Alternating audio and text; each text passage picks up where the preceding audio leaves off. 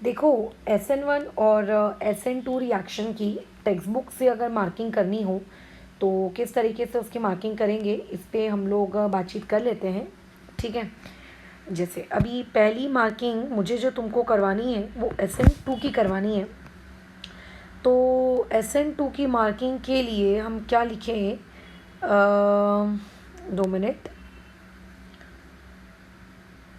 ये लिखना the reaction, ठीक है, ये इतना।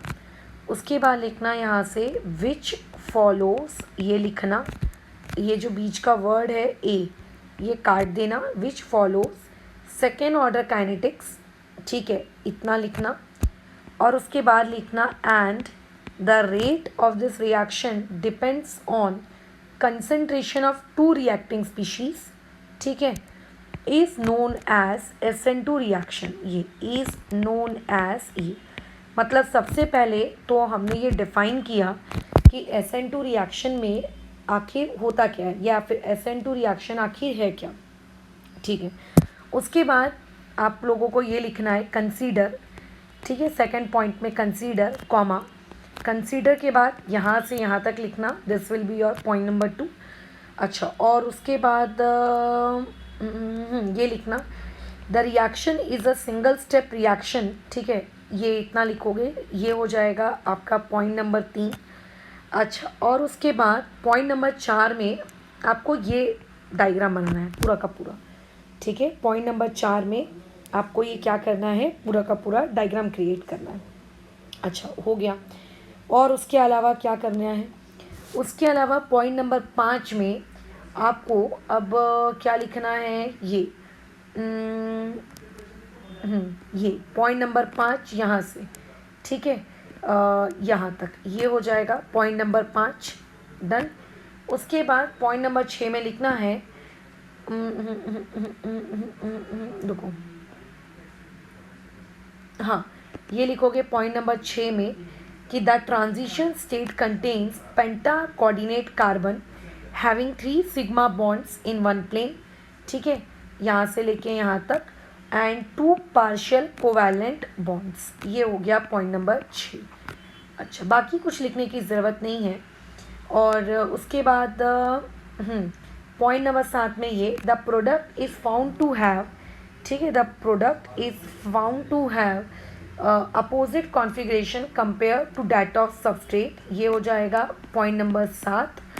और उसके बाद ये लिखना पॉइंट, उसी पॉइंट नंबर 7 में continue that SN2 reaction is found to proceed with inversion of configuration, ये पॉइंट नंबर 7 में। और पॉइंट नंबर 7 में ये भी आपको लिखना है, ठीक है, कि it is known as Walden inversion, ये हो जाएगा उसी पॉइंट नंबर 7 का आगे का पार्ट। अच्छा, और उसके अलावा आगे आते हैं, ये हो गई आपकी SN2 मैकेनिज्म की मार्किंग ख़त्म। अब SN1 में आते हैं, तो SN1 की मार्किंग ये होगी द रिएक्शन विच फॉलोज, यहाँ पे फॉलोज के आगे एक वर्ड लगा देना विच, ठीक है। अच्छा, और उसके अलावा 2 मिनट, डबल 8 4 5 6 7, ठीक है, हाँ, विच follows the first order kinetics. और उसके बाद एंड, दैट इज हटा के लिखना and the rate of this reaction depend upon the concentration of only one species. One species के बाद वहाँ पे ब्रैकेट में लिख देना सबस्ट्रेट, मतलब बुक वाला तो यार ऐसे अंधा बहरी कुछ भी लिख रहा है, वन स्पीशीज़। अब वन स्पीशीज़ मतलब हो सकता है वो वन स्पीशीज़ आपकी रिएक्टेंट हो, या हो सकता है वो वन स्पीशीज़ आपका प्रोडक्ट हो, किसी पे भी भगवान भरोसे ऐसा नहीं होता है, वो वन स्पीशीज़ यानी कि सबस्ट्रेट पे डिपेंड कर रहा है, ठीक है। अच्छा, फिर उसके बाद लिखना इज़ नोन एज आपका SN1 रिएक्शन। तो सबसे पहले हम लोगों ने ये डिफाइन कर दिया कि आखिर भाइयों और बहनों की SN1 रिएक्शन होती क्या है। उसके बाद वर्ड लिखना कंसीडर, और कंसीडर वाला वर्ड लिखने के बाद ये से लेकर ये आपकी रिएक्शन नंबर मतलब पॉइंट नंबर 2 हो जाएगा। So you are done with point number 1, you are done with point number 2, ठीक है। अच्छा, और उसके अलावा आ जाते हैं, ठीक है, 1 minute, it is a 2 step mechanism, ये लिख देना, it is a 2 step mechanism, ये हो जाएगा पॉइंट नंबर 3। पॉइंट नंबर 4 में आ जाते हैं। तो पॉइंट नंबर 4 में आपको ये करना है, ये पूरा का पूरा रिप्रेजेंटेशन बनाना है। पॉइंट नंबर 5 में आपको ये लिखना है कि इन दिस रिएक्शन, ऐसा लिखना, इन दिस रिएक्शन, ठीक है, planar carbocation intermediate is formed, ये ऐसा।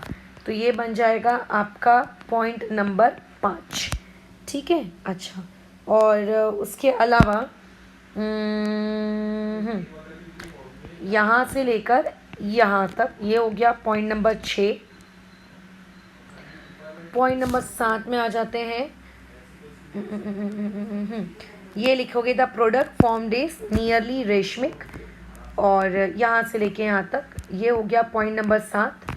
और उसके बाद ये यहाँ से लेके यहाँ तक ये हो गया पॉइंट नंबर 8, ख़त्म। तो ये तुम्हारा SN1 और SN2 का जो शॉर्ट नोट अगर पेपर में आता है तो तुम आराम से वो शॉर्ट नोट लिख सकते हो और कंप्लीट कर सकते हो, ठीक है, ख़त्म। अब इसके बाद एक और सब टॉपिक है कि कौन कौन से फैक्टर्स होते हैं जो उसको अफेक्ट करते हैं, तो वो आपको इस शॉर्ट नोट में लिखने की नीड नहीं है वैसे तो, बट अगर मान के चलते तुम लिखना चाहो तो तुम लिख सकते हो कि more powerful nucleophile favour SN2 reaction वगैरह वगैरह, वो सब लिख सकते हो सब पॉइंट्स। बट मेरे हिसाब से तो तुम्हें अपनी महाराष्ट्र स्टेट बोर्ड के शॉर्ट नोट में सिर्फ इतना ही लिखना चाहिए अगर तुम्हें एक्सप्लेन करने को आती है SN1 और SN2 मैकेनिज्म। बट अगर तुम चाहते हो कि तुम्हारा आंसर और अच्छा हो जाए तो और अच्छा आंसर करने के लिए तुम इसी क्वेश्चन की एंडिंग में ये भी लिख सकते हो कि फैक्टर्स अफेक्टिंग SN1, और जब तुम्हें इसी आंसर के एंडिंग में लिखना हो कि फैक्टर अफेक्टिंग SN1 तो उसमें लिख देना कि SN2 वाली जो है, SN2 के लिए लिख देना कि SN2 mechanism is favoured in primary halide. ये मतलब फैक्टर्स अफेक्टिंग एक आखिरी पॉइंट बना लेना SN2 का। और जब SN1 के लिए लिखना हो तो लिख देना कि SN1 mechanism is mostly favoured in tertiary halide. लिखना क्या हो लिख ही देना यार। SN1 और SN2 का जब पैराग्राफ खत्म हो रहा होगा ना, जैसे SN1 की मार्किंग कितने पॉइंट की है, 8 पॉइंट की है, तो SN1 की मार्किंग का 9वां पॉइंट आप ये ले लीजिएगा, ठीक है। SN1 की मार्किंग का ये 9वां पॉइंट आप ये ले लीजिएगा। अच्छा, 10वां पॉइंट भी मैं बता देती हूँ। 10वां पॉइंट और क्या लिखोगे यहाँ पे, ये कि SN1 reaction proceed more rapidly in polar protic solvent, ये SN1 का 10वां पॉइंट कर लेना। और उसके अलावा और तो खैर रुको, 10वां पॉइंट मार्क कर लिए ना हमने, हाँ। 11वां पॉइंट आप ये कर लेना, ये हो जाएगा आपका 11th नंबर का पॉइंट। वैसे ही SN2 की मार्किंग ख़त्म होने के बाद उसमें और पॉइंट्स मार्क कर लेना। जैसे SN2 की मार्किंग हमारे कौन से पॉइंट पे ख़त्म हुई थी, 7th पॉइंट पे ख़त्म हो गई थी, है ना। तो 8th पॉइंट इसको बना लेना, ठीक है, SN2 की मार्किंग का। और उसके अलावा 8th पॉइंट के अलावा 9th पॉइंट इसको बना लेना। A more powerful nucleophile attacks substrate, a more powerful nucleophile favors SN2 mechanism, ये पॉइंट नंबर 9, ठीक है। और यहाँ से लेके यहाँ तक ये पॉइंट नंबर 10। तो इस तरीके से तुम्हारा